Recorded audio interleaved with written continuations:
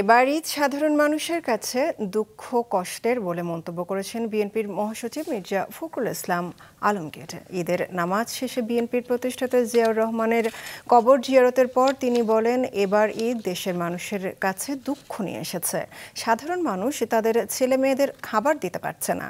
এই অবস্থার জন্য সরকারের ব্যর্থতাকে দায়ী করে বিএনপি মহাসচিব বলেন, সুপরিকল্পিতভাবে দীর্ঘদিন ধরে বাংলাদেশের অর্থনীতিকে একেবারে ধ্বংস করে দেশকে পরনির্ভরশীল করার জন্যই বর্তমান সরকার এসব করছে। দলের চেয়ারপারসন খালেদা জিয়া এবং ভারপ্রাপ্ত চেয়ারম্যান তারেক রহমানের পক্ষ থেকে দেশবাসীকে ঈদের শুভেচ্ছা জানান তিনি।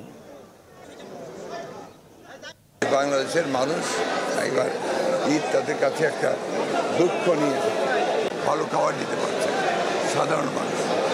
এই সমস্ত বিষয়গুলো সুপরিকল্পিতভাবে কিছুদিন ধরেই বাংলাদেশের অর্থনীতিকে একেবারে ধ্বংস করে পরনির্ভরশীল করার জন্যই এই কাজগুলো বর্তমান সরকার করছে। সুতরাং এদেরকে না সরিয়ে মানুষের মনে